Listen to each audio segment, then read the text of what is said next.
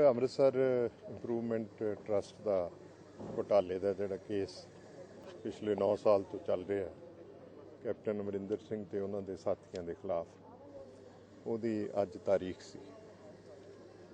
ਔਰ ਇਸ ਕੇਸ 'ਚ ਪਹਿਲਾਂ ਵਿਜੀਲੈਂਸ ਬਾਕਾਇਦਾ ਤਫਸੀਲੀ ਚਲਾਨ ਪੇਸ਼ ਕਰ ਚੁੱਕੀ ਹੈ ਔਰ ਉਸ ਚਲਾਨ 'ਚ ਉਹਨਾਂ ਨੇ ਇਹ ਮੰਨਿਆ ਕਿ ਸਾਡੇ ਪਾਸ ਸਾਰੇ ਸਬੂਤ ਇਹਨਾਂ ਦੇ ਖਿਲਾਫ ਮੌਜੂਦ ਨੇ, ਡਾਕੂਮੈਂਟਸ ਮੌਜੂਦ ਨੇ ਔਰ ਇਹ ਸਾਰੇ ਬੰਦੇ ਦੋਸ਼ੀ ਪਾਏ ਗਏ ਨੇ। ਇਸ ਲਈ ਅੰਡਰ ਸੈਕਸ਼ਨ 173 ਉਹ ਚਲਾਨ ਪੇਸ਼ ਕੀਤਾ ਗਿਆ। ਇਹ ਬੜੀ ਨਵੀਂ ਗੱਲ ਹੋਈ ਕਿ ਉਸੇ ਵਿਜੀਲੈਂਸ ਨੇ ਅਚਨਚੇਤ ਹੁਣ ਕਲੋਜ਼ਰ ਰਿਪੋਰਟ ਇਸ ਅਦਾਲਤ 'ਚ ਪਿਛਲੇ ਸਾਲ ਅਕਤੂਬਰ 'ਚ ਪੇਸ਼ ਕੀਤੀ। ਉਹਦੇ 'ਚ ਉਹਨਾਂ ਨੇ ਕਿਹਾ ਵੀ ਦੋਸ਼ੀਆਂ ਦੇ ਖਿਲਾਫ ਕੁਝ ਵੀ ਨਹੀਂ ਲੱਭ ਰਿਹਾ, ਜਦਕਿ ਪਹਿਲੇ ਚਲਾਨ 'ਚ ਕਿਹਾ ਵੀ ਸਭ ਕੁਝ ਲੱਭ ਗਿਆ। ਮੈਂ ਇਸ ਮਾਮਲੇ 'ਚ ਵਿਸਲ ਬਲੋਅਰ ਹਾਂ। ਮੇਰਾ 1540 ਨੰਬਰ ਨਿਸ਼ਾਨ ਵਾਲਾ ਪ੍ਰਸ਼ਨ ਮੈਂ 2006 'ਚ ਪੰਜਾਬ ਅਸੈਂਬਲੀ 'ਚ ਉਠਾਇਆ ਸੀ, ਜਦੋਂ ਮੈਂ ਖਰੜ ਹਲਕੇ ਦਾ MLA ਸੀ ਔਰ ਹਾਊਸ 'ਚ ਬੜੀ ਲੰਬੀ ਚੌੜੀ ਬਹਿਸ ਹੋਈ ਸੀ। ਸਾਰੇ ਮੈਂਬਰਾਂ ਨੇ ਉਹਦੇ 'ਚ ਹਿੱਸਾ ਲਿਆ। 3 ਵਾਰ ਹਾਊਸ ਅਡਜਰਨ ਹੋਇਆ। ਅਖੀਰ ਸਾਡੀ ਇਹ ਡਿਮਾਂਡ ਸੀ ਕਿ ਇਹਦੀ ਇੱਕ ਕਮੇਟੀ ਬਣਾ ਦਿੱਤੀ ਜਾਏ ਸਦਨ ਦੀ, ਜਿਹੜੀ ਇਸ ਮਾਮਲੇ ਦੀ ਪੜਤਾਲ ਕਰੇ, ਕਿਉਂਕਿ 200-300 ਕਰੋੜ ਰੁਪਏ ਦਾ ਘੁਟਾਲਾ ਉਹਦੇ 'ਚ ਹੋਇਆ ਸੀ। ਮੈਂਬਰਾਂ ਦੀ ਡਿਮਾਂਡ ਤੇ ਔਰ ਲੀਡਰ ਆਫ ਦੀ ਹਾਊਸ ਜੋ ਉਸ ਵੇਲੇ ਕੈਪਟਨ ਅਮਰਿੰਦਰ ਸਿੰਘ ਸੀ, ਉਹਨਾਂ ਦੀ ਸਹਿਮਤੀ ਦੇ ਨਾਲ ਬਕਾਇਦਾ ਕਿ ਸਪੀਕਰ ਸਾਹਿਬ ਨੇ ਕਮੇਟੀ ਬਣਾਉਣ ਦਾ ਐਲਾਨ ਕਰਤਾ। ਤੇ ਮੈਂ ਪਤਾ ਕਰਦਾ ਰਿਹਾ ਵੀ ਕਮੇਟੀ ਬਣੀ ਨਹੀਂ ਬਣੀ। ਬਾਅਦ 'ਚ ਮੈਨੂੰ ਪਤਾ ਲੱਗਿਆ ਕਿ ਉਹ ਕਮੇਟੀ ਨਹੀਂ ਬਣਨੀ, ਕਿਉਂਕਿ ਜਿਹੜਾ ਅਸੈਂਬਲੀ ਦਾ ਰਿਕਾਰਡ ਸੀ, ਜਿਹੜੀ ਅਨਾਉਂਸਮੈਂਟ ਸਪੀਕਰ ਨੇ ਕੀਤੀ, ਉਹ ਰਿਕਾਰਡ ਹੀ ਤਬਦੀਲ ਕਰਤਾ, ਉਹਦੇ 'ਚ ਕਟਿੰਗ ਕਰ ਦਿੱਤੀ ਗਈ। ਉਹ ਕਟਿੰਗ ਦੀ ਵਜ੍ਹਾ ਕਰਕੇ ਉਹ ਕਮੇਟੀ ਨਾ ਬਣ ਸਕੀ। ਇਹ 12ਵੀਂ ਵਿਧਾਨ ਸਭਾ ਦਾ ਮਸਲਾ ਸੀ। 13ਵੀਂ ਵਿਧਾਨ ਸਭਾ ਦੇ ਮੈਂਬਰਾਂ ਨੇ ਫਿਰ ਇਹ ਦੁਬਾਰਾ ਮਸਲਾ ਅਸੈਂਬਲੀ 'ਚ ਉਠਾਇਆ ਕਿ ਅਸੈਂਬਲੀ ਦੇ ਰਿਕਾਰਡ ਨਾਲ ਛੇੜਛਾੜ ਕੀਤੀ ਗਈ, ਜਿਹੜਾ ਕਿ ਬ੍ਰੀਚ ਆਫ ਪ੍ਰਿਵਿਲੇਜ ਹੈ। ਹਾਊਸ ਦਾ ਜਿਹੜਾ ਰਿਕਾਰਡ ਹੈ ਉਹ ਹਮੇਸ਼ਾ ਇਨ ਪਰਪੈਚੁਟੀ ਸਟੇ ਕਰਦਾ ਔਰ ਸਪੀਕਰ ਜਿਹੜਾ ਹੈਗਾ ਉਸ ਰਿਕਾਰਡ ਦਾ ਕਸਟੋਡੀਅਨ ਹੈ। ਮੈਂਬਰਾਂ ਦੀ ਮੰਗ ਤੇ ਇਹ ਬ੍ਰੀਚ ਆਫ ਪ੍ਰਿਵਿਲੇਜ ਦਾ ਮਾਮਲਾ ਪ੍ਰਿਵਿਲੇਜ ਕਮੇਟੀ ਦੇ ਹਵਾਲੇ ਕੀਤਾ ਗਿਆ ਕਿ ਉਹ ਇਸ ਸਾਰੇ ਮਾਮਲੇ ਦੀ ਪੜਤਾਲ ਕਰਨ। ਸਦਨ ਦੀ 13ਵੀਂ ਵਿਧਾਨ ਸਭਾ ਦੀ ਪ੍ਰਿਵਿਲੇਜ ਕਮੇਟੀ ਨੇ ਸਾਰੇ ਮਾਮਲੇ ਦੀ ਰਿਕਾਰਡ ਦੀ ਘੋਖ ਪੜਤਾਲ ਕਰਕੇ ਇਹ ਪਾਇਆ ਕਿ ਵਾਕਈ ਰਿਕਾਰਡ ਜਿਹੜਾ ਸੀ ਉਹਦੇ 'ਚ ਕਟਿੰਗ ਕੀਤੀ ਗਈ। ਉਹ ਕਟਿੰਗ ਦੀ ਵਜ੍ਹਾ ਕਰਕੇ ਜਾਣ-ਬੁੱਝ ਕੇ ਕਟਿੰਗ ਹੀ ਇਸ ਕਰਕੇ ਕੀਤੀ ਗਈ ਸੀ ਕਿ ਸਦਨ ਦੀ ਕਮੇਟੀ ਨਾ ਬਣਾਈ ਜਾ ਸਕੇ। ਉਹ ਰਿਪੋਰਟ ਸਦਨ ਦੇ ਮੇਜ਼ ਤੇ ਆ ਗਈ। ਸੁਣੋ, ਉਸ ਤੋਂ ਬਾਅਦ ਜਦ ਉਹ ਰਿਪੋਰਟ ਆ ਗਈ ਵੀ ਕਟਿੰਗ ਕਰਕੇ ਨਹੀਂ ਸੀ ਬਣੀ, ਤਾਂ ਫਿਰ ਸਦਨ ਨੇ ਪ੍ਰਸਤਾਵ ਕੀਤਾ ਕਿ ਜਿਹੜੀ ਸਦਨ ਦੀ ਕਮੇਟੀ ਇਹ ਅੰਮ੍ਰਿਤਸਰ ਇੰਪਰੂਵਮੈਂਟ ਟਰਸਟ ਦੇ ਘੁਟਾਲੇ ਦੀ ਜਾਂਚ ਕਰਨ ਲਈ ਬਣਨੀ ਸੀ, ਉਹ ਨਹੀਂ ਬਣ ਸਕੀ, ਉਹ ਹੁਣ ਬਣਾਤੀ ਜਾਏ। ਸੋ ਸਦਨ ਨੇ ਦੁਬਾਰਾ ਕਮੇਟੀ ਬਣਾਤੀ। ਕਮੇਟੀ ਨੇ ਮੈਨੂੰ ਸੱਦਿਆ, ਮੈਂ ਸਾਰਾ ਕੇਸ ਉਹਦੇ ਸਾਹਮਣੇ ਪੇਸ਼ ਕੀਤਾ, ਜੋ ਮੇਰੇ ਕੋਲ ਜਿੰਨੀਆਂ ਵੀ ਜਾਣਕਾਰੀਆਂ ਸੀ। ਹੋਰ ਵੀ ਐਵੀਡੈਂਸ ਲਈ ਉਹਨਾਂ ਨੇ ਸਾਰੇ ਬੁਲਾਏ ਤੇ ਸਦਨ ਦੀ ਜਿਹੜੀ ਸਪੈਸ਼ਲ ਕਮੇਟੀ ਬਣੀ ਉਹਦੀ ਰਿਪੋਰਟ ਵੀ ਆ ਗਈ।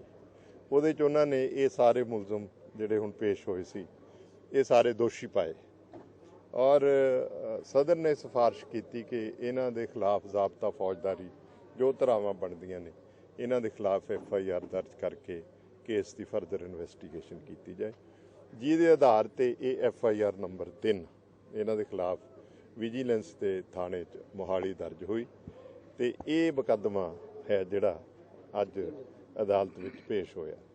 ਹੁਣ ਜਦੋਂ ਪਹਿਲਾਂ ਅਸੀਂ ਸਾਰਾ ਦਾਰਮਦਾਰ ਇਨਵੈਸਟੀਗੇਸ਼ਨ ਤੇ ਛੱਡਿਆ ਸੀ, ਪ੍ਰੋਸੀਕਿਊਸ਼ਨ ਤੇ ਛੱਡਿਆ ਸੀ ਵੀ ਆਪੇ ਲੜਨਗੇ, ਕਰਪਸ਼ਨ ਦਾ ਐਡਾ ਵੱਡਾ ਕੇਸ ਹੈ। ਲੇਕਿਨ ਹੁਣ ਜਦੋਂ ਵਿਜੀਲੈਂਸ ਹੀ ਉਹਨਾਂ ਨਾਲ ਮਿਲ ਗਈ, ਦੋਸ਼ੀਆਂ ਨਾਲ, ਮੁਲਜ਼ਮਾਂ ਦੇ ਨਾਲ ਮਿਲ ਕੇ ਉਹਨਾਂ ਨੇ ਇਹ ਸੈਕੰਡ ਰਿਪੋਰਟ ਆਪਣੀ ਦੇ ਦਿੱਤੀ ਕਿ ਸਾਨੂੰ ਤਾਂ ਕੁਝ ਲੱਭ ਹੀ ਨਹੀਂ ਰਿਹਾ, ਤੇ ਪਹਿਲਾਂ ਕਹਿੰਦੇ ਨੇ ਸਭ ਕੁਝ ਲੱਭ ਗਿਆ, ਹੁਣ ਕਹਿੰਦੇ ਨੇ ਲੱਭ ਨਹੀਂ ਰਿਹਾ। ਤਾਂ ਇਹ ਬੜੀ ਵੱਡੀ ਬੇਈਮਾਨੀ ਪੰਜਾਬ ਦੇ ਲੋਕਾਂ ਨਾਲ, ਪੰਜਾਬ ਦੀ ਸਟੇਟ ਨਾਲ ਹੋ ਰਹੀ ਹੈ। ਮੈਂ ਕਿਉਂਕਿ ਵਿਸਲ ਬਲੋਅਰ ਸੀ, ਮੈਂ ਇਹ ਮਾਮਲਾ ਸਦਨ 'ਚ ਉਠਾਇਆ ਸੀ।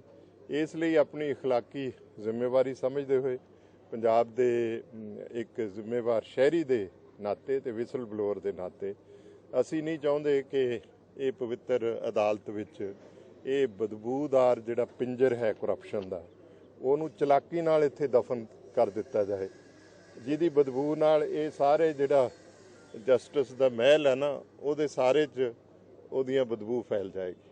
ਤੋ ਅਸੀਂ 1 ਨਵੰਬਰ ਨੂੰ ਸਾਡੇ ਵਕੀਲ ਸਾਹਿਬ ਰਜੇਸ਼ ਗੁਪਤਾ ਜੀ ਦੇ ਰਾਹੀਂ ਅਦਾਲਤ ਵਿੱਚ ਦਰਖਾਸਤ ਦਿੱਤੀ ਹੈ ਇਸ ਮੁਕੱਦਮੇ 'ਚ ਕਿ ਸਾਨੂੰ ਇਹਦੇ 'ਚ ਧਿਰ ਮੰਨਿਆ ਜਾਏ। ਸਾਡੇ ਪਾਸ ਸਾਰੀ ਐਵੀਡੈਂਸ ਹੈ, ਅਸੀਂ ਇਹਦੇ 'ਚ ਅਦਾਲਤ ਦੀ ਮਦਦ ਕਰਾਂਗੇ ਤਾਂ ਕਿ ਲੌਜੀਕਲ ਕਨਕਲੂਜਨ ਤੱਕ ਇਹ ਮੁਕੱਦਮਾ ਜਾਏ। ਔਰ ਅਸੀਂ ਕੈਂਸਲੇਸ਼ਨ ਰਿਪੋਰਟ ਦਾ ਵਿਰੋਧ ਕੀਤਾ ਕਿ ਇਹਨੂੰ ਰੱਦ ਕਰਕੇ ਦੋਸ਼ੀਆਂ ਦੇ ਖਿਲਾਫ ਮੁਕੱਦਮਾ ਚਲਾਇਆ ਜਾਏ। ਅੱਛਾ, ਤੁਸੀਂ ਮੰਨਦੇ ਹੋ ਕਿ ਜਿਹੜੀ ਸਰਕਾਰ ਹੈਗੀ ਆ, ਜਿਹੜੀਆਂ ਜਾਂਚ ਏਜੰਸੀਆਂ ਨੇ ਸਾਰੀਆਂ ਮਤਲਬ ਉਹਦੇ ਦਬਾਅ 'ਚ ਕੰਮ ਕਰਦੀਆਂ ਨੇ? ਦੇਖੋ, ਇਹ ਤਾਂ ਜ਼ਾਹਰ ਹੀ ਹੈ, ਜਦੋਂ ਪਹਿਲਾਂ ਚਲਾਨ ਪੇਸ਼ ਕਰਤਾ ਇਹ ਤਾਂ ਉਹ ਦੱਸਣ, ਪਹਿਲਾਂ ਚਲਾਨ ਪੇਸ਼ ਕਰਤਾ ਹੁਣ ਕੈਂਸਲੇਸ਼ਨ ਪੇਸ਼ ਕਰਤੀ, ਦਬਾਅ ਤਾਂ ਜ਼ਾਹਰ ਨਜ਼ਰ ਆ ਰਿਹਾ। ਔਰ ਇਹ ਬੜੀ ਇੱਕ ਅਜੀਬ ਸਿਚੁਏਸ਼ਨ ਹੈ ਕਿ ਕੈਪਟਨ ਅਮਰਿੰਦਰ ਸਿੰਘ ਮੁਲਜ਼ਮ ਵੀ ਨੇ ਔਰ ਮੁੱਖ ਮੰਤਰੀ ਵੀ ਨੇ, ਦੋਨੇ ਏਜੰਸੀਆਂ ਪ੍ਰੋਸੀਕਿਊਸ਼ਨ ਔਰ ਵਿਜੀਲੈਂਸ ਉਹਦੇ ਮਿਨਿਸਟਰ ਨੇ, ਉਹਨਾਂ ਦੇ ਬੌਸ ਵੀ ਨੇ ਤੇ ਮੁਲਜ਼ਮ ਵੀ ਨੇ। ਤੇ ਉਹ ਏਜੰਸੀਆਂ ਤੋਂ ਅਸੀਂ ਕੀ ਉਮੀਦ ਕਰ ਸਕਦੇ ਹਾਂ ਕਿ ਉਹ ਆਪਣੇ ਮੁੱਖ ਮੰਤਰੀ ਨੂੰ ਜੇਲ੍ਹ ਭੇਜਣਗੇ ਕਰਪਸ਼ਨ ਦੇ ਮਾਮਲੇ 'ਚ। ਇਸ ਕਰਕੇ ਅਸੀਂ ਵਿਸਲ ਬਲੋਅਰ ਦੇ ਤੌਰ ਤੇ ਇਹਦੇ ਕੇਸ 'ਚ ਤੁਹਾਡੇ ਮੁਤਾਬਿਕ ਇੱਥੇ ਇਨਸਾਫ ਦੀ ਕੋਈ ਉਮੀਦ ਨਹੀਂ? ਕੀ ਤੁਸੀਂ ਇਸ ਮੁੱਦੇ ਨੂੰ ਇੱਥੋਂ ਟ੍ਰਾਇਲ ਕੋਰਟ ਬਦਲਣ ਦੀ ਜਾਂ ਪ੍ਰੋਸੀਕਿਊਸ਼ਨ ਏਜੰਸੀ ਨਹੀਂ, ਸਾਨੂੰ ਪੂਰਾ ਵਿਸ਼ਵਾਸ ਹੈ ਜੁਡੀਸ਼ਰੀ ਤੇ। ਪ੍ਰੋਸੀਕਿਊਸ਼ਨ ਤਾਂ ਦੋਸ਼ੀ ਹੈ ਨਾਲ, ਅਸੀਂ ਜੁਡੀਸ਼ਰੀ ਤੇ ਸਾਨੂੰ ਪੂਰਾ ਵਿਸ਼ਵਾਸ ਹੈ ਔਰ ਅਸੀਂ ਆਪਣਾ ਸਾਰਾ ਪੱਖ ਜੱਜ ਸਾਹਿਬ ਦੇ ਸਾਹਮਣੇ ਪੇਸ਼ ਕਰਾਂਗੇ, ਜੁਡੀਸ਼ਰੀ ਦੇ ਸਾਹਮਣੇ ਪੇਸ਼ ਕਰਾਂਗੇ।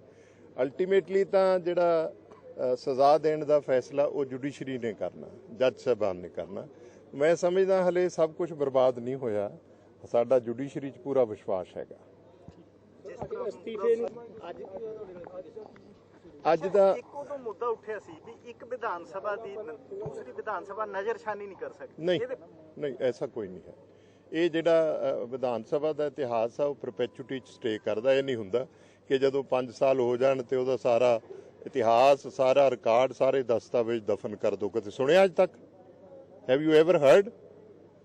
ਮਤਲਬ ਕਰ ਸਕਦੀ ਹੈ। ਯੈਸ ਸਰ, ਅੱਜ ਕੀ ਹੋਇਆ ਆਪਣੇ ਨਾਲ ਜਿਹੜੀ ਲਾਈ ਤੁਸੀਂ? ਅੱਜ ਇਹ ਹੋਇਆ ਵੀ ਉਹਨਾਂ ਨੇ ਕਾਪੀਆਂ ਮੰਗੀਆਂ ਸੀਗੀਆਂ, ਜਿਹੜੀ ਅਸੀਂ ਐਪਲੀਕੇਸ਼ਨ ਦਿੱਤੀ ਹੈ ਉਹਦੀਆਂ ਕਾਪੀਆਂ, ਤੇ ਉਹਦੇ ਨਾਲ ਕੁਝ ਨੈਕਸਚਰ ਅਸੀਂ ਲਾਏ ਨੇ ਜਿਹੜੀ ਅਸੀਂ ਐਪਲੀਕੇਸ਼ਨ ਦਿੱਤੀ ਹੈ। ਤੇ ਦੋਸ਼ੀਆਂ ਨੇ ਦੇ ਵਕੀਲਾਂ ਨੇ ਵੀ ਮੰਗ ਕੀਤੀ ਸੀ ਵੀ ਸਾਨੂੰ ਇਹਦੇ ਨੈਕਸਚਰ ਦਿਓ। ਤੋ ਜੱਜ ਸਾਹਿਬ ਨੇ ਕਿਹਾ ਵੀ ਦੋਸ਼ੀਆਂ ਨੂੰ ਕੋਈ ਅਧਿਕਾਰ ਨਹੀਂ ਇਹਦੇ 'ਚ, ਨਾ ਉਹ ਸਾਡੇ ਤੇ ਇਤਰਾਜ਼ ਕਰ ਸਕਦੇ ਨੇ ਨਾ ਉਹ ਕਾਪੀਆਂ ਮੰਗ ਸਕਦੇ ਨੇ।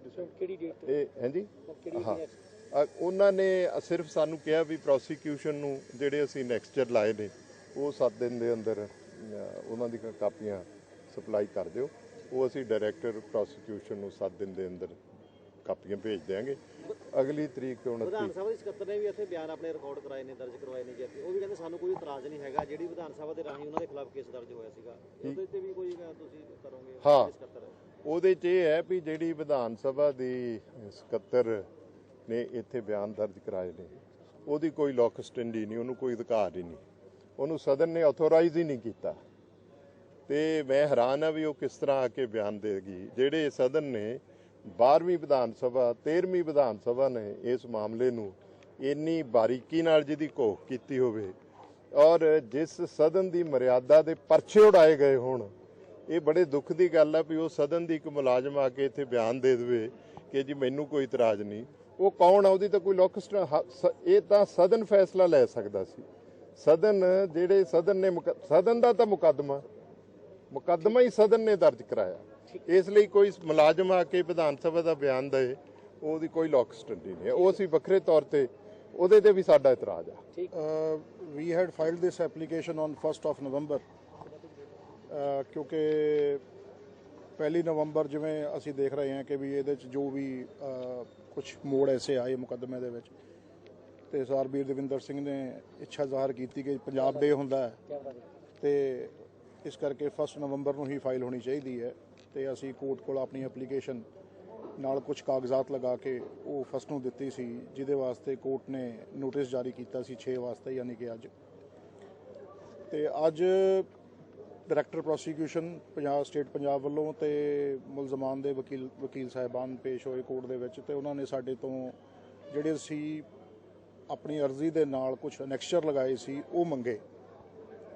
ਲੇਕਿਨ ਬੜੀ ਸੋਚਣ ਵਾਲੀ ਗੱਲ ਇਹ ਹੈ ਕਿ ਅਸੀਂ ਸਿਰਫ ਉਹੀ ਡਾਕੂਮੈਂਟ ਲਗਾਏ ਨੇ, ਅਸੀਂ ਆਪਣੇ ਕੋਲੋਂ ਕੋਈ ਐਸਾ ਡਾਕੂਮੈਂਟ ਨਹੀਂ ਲਗਾਇਆ ਜਿਹੜਾ ਕੋਈ ਨਵਾਂ ਹੋਵੇ। ਇਹ ਉਹੀ ਡਾਕੂਮੈਂਟ ਨੇ ਜਿਹੜੇ ਆਲਰੇਡੀ ਚਲਾਨ ਨਾਲ ਲੱਗੇ ਹੋਏ ਨੇ ਔਰ ਪ੍ਰੋਸੀਕਿਊਸ਼ਨ ਦੇ ਕਬਜ਼ੇ ਸੀਗੇ। ਅੱਜ ਪ੍ਰੋਸੀਕਿਊਸ਼ਨ ਉਹਨਾਂ ਡਾਕੂਮੈਂਟਸ ਤੋਂ ਹੀ ਉਹਨਾਂ ਨੂੰ ਨਕਾਰਾ ਕਰਕੇ ਕਹਿ ਰਹੀ ਹੈ ਕਿ ਜੀ ਸਾਡੇ ਕੋਲ ਤਾਂ ਇਹ ਕਾਗਜ਼ ਹੈ ਨਹੀਂ। ਹਾਲਾਂਕਿ ਉਹਨਾਂ 'ਚ ਪ੍ਰਿਵਿਲੇਜ ਕਮੇਟੀ ਦੀ ਰਿਪੋਰਟ ਹੈ, ਸਪੈਸ਼ਲ ਕਮੇਟੀ ਦੀ ਰਿਪੋਰਟ ਹੈ, ਤੇ ਇੱਕ ਸਰਦਾਰ ਬੀਰਦਵਿੰਦਰ ਸਿੰਘ ਦਾ ਜਿਹੜਾ ਬਿਆਨ ਲਿਖਿਆ ਸੀ 161 ਦਾ ਉਹ ਹੈਗਾ, ਤੇ ਇੱਕ ਜਿਹੜੀ ਇਹਨਾਂ ਨੂੰ ਫੈਕਸ ਮੈਸੇਜ ਆਇਆ ਸੀਗਾ ਉਹਦੀ ਕਾਪੀ ਹੈ। ਇਹ ਸਾਰੇ ਡਾਕੂਮੈਂਟ ਜਿਹੜੇ ਹੈਗੇ ਨੇ ਆਲਰੇਡੀ ਦੇ ਵਰ ਏ ਪਾਰਟ ਆਫ ਦੀ ਚਲਾਨ, ਔਰ ਇਹਨਾਂ ਨੂੰ ਜਦੋਂ ਇਹ ਪਹਿਲਾਂ ਬਤੌਰ ਦੋਸ਼ੀ ਅਦਾਲਤ 'ਚ ਪੇਸ਼ ਹੋਏ ਇਹਨਾਂ ਨੂੰ ਚਲਾਨ ਦੀਆਂ ਕਾਪੀਜ਼ ਦਿੱਤੀਆਂ ਗਈਆਂ ਔਰ ਇਹ ਸਾਰੇ ਕਾਗਜ਼ਾਤ ਇਹਨਾਂ ਨੂੰ ਉਸ ਵੇਲੇ ਦਿੱਤੇ ਗਏ। ਬਹਰਹਾਲ ਇਹਨਾਂ ਨੇ ਹੁਣ ਅੱਜ ਸਾਡੇ ਤੋਂ ਦੁਬਾਰਾ ਮੰਗ ਕੀਤੀ ਹੈ ਕਿ ਅਸੀਂ ਜੀ ਇਹ ਕਾਗਜ਼ ਦੁਬਾਰਾ ਦੇਖਣਾ ਚਾਹੁੰਦੇ ਹਾਂ। ਸਾਨੂੰ ਕੋਈ ਇਤਰਾਜ਼ ਨਹੀਂ, ਅਸੀਂ ਇਹਨਾਂ ਨੂੰ ਜ਼ਰੂਰ ਦੇਵਾਂਗੇ, ਫਿਰ ਦੁਬਾਰਾ ਪੜ੍ਹਨ ਇਹ, ਤੇ ਅਸੀਂ ਇੱਕ ਹਫ਼ਤੇ ਦੇ ਅੰਦਰ ਅੰਦਰ ਅਸੀਂ ਇਹਨਾਂ ਨੂੰ ਉਹ ਕਾਗਜ਼ ਦੇਣੇ ਆ ਤਾਂ ਕਿ ਫਿਰ ਇਹ ਆਪਣੀ ਅਰਜ਼ੀ ਦਾ ਜਵਾਬ ਦੇਣ ਸਰਕਾਰ ਵਾਲੇ। ਸੈਕੰਡ ਮੁੱਦਾ ਸਾਡਾ ਇਹ ਸੀਗਾ ਅੱਜ ਕੋਰਟ ਦੇ ਅੱਗੇ ਕਿ ਜੋ ਮੁਲਜ਼ਮਾਨ ਨੇ, ਕਿਉਂਕਿ ਇਹ ਅੱਜ ਦੀ ਘੜੀ ਹੁਣ ਇਹ ਕੈਂਸਲੇਸ਼ਨ ਰਿਪੋਰਟ ਹੈ, ਕਿ ਇਹਨਾਂ ਨੂੰ ਕੋਈ ਅਖਤਿਆਰ ਨਹੀਂ ਹੈਗਾ ਕਿ ਇਹ ਕੈਂਸਲੇਸ਼ਨ ਰਿਪੋਰਟ ਤੇ ਕੋਰਟ ਨੂੰ ਕੋਈ ਐਡਰੈਸ ਕਰ ਸਕਣ, ਕੋਰਟ ਨੂੰ ਕੁਝ ਦੱਸ ਸਕਣ। ਇਹ ਸਿਰਫ ਜਿਹੜਾ ਮੁੱਦਾ ਹੈਗਾ ਇਹ ਕੋਰਟ ਦੇ ਦਰਮਿਆਨ, ਪ੍ਰੋਸੀਕਿਊਸ਼ਨ ਦੇ ਦਰਮਿਆਨ ਔਰ ਕੰਪਲੇਨੈਂਟ ਦੇ ਦਰਮਿਆਨ ਹੈ, ਜਾਂ ਜਿਸ ਬੰਦੇ ਨੇ ਇਹ ਅਰਜ਼ੀ ਦਿੱਤੀ ਹੈ ਵਿੱਚ ਸ਼ਾਮਲ ਹੋਣ ਦੀ। ਤਾਂ ਫਿਰ ਜੱਜ ਸਾਹਿਬ ਨੇ ਫਰਮਾਇਆ ਕਿ ਫਿਲਹਾਲ ਜਿਹੜੇ ਅਸੀਂ ਡਾਕੂਮੈਂਟ ਦੇਣੇ ਆ ਉਹ ਤਾਂ ਅਸੀਂ ਸਿਰਫ ਪ੍ਰੋਸੀਕਿਊਸ਼ਨ ਨੂੰ ਹੀ ਦੇਵਾਂਗੇ, ਤੇ ਉਹਨਾਂ ਦੀ ਵੀ ਫਿਰ ਇਸ ਗੱਲ ਤੇ ਹੋਇਆ ਕਿ ਵੀ ਤੁਹਾਨੂੰ ਮੁਲਜ਼ਮਾਨ ਨੂੰ ਸੁਣਨਾ ਹੈ ਕਿ ਨਹੀਂ ਸੁਣਨਾ, ਇਸ ਗੱਲ ਦਾ ਫੈਸਲਾ ਵੀ ਫਿਰ ਆਪਾਂ ਅਗਲੀ ਤਰੀਕ ਤੇ ਦੇਖਾਂਗੇ।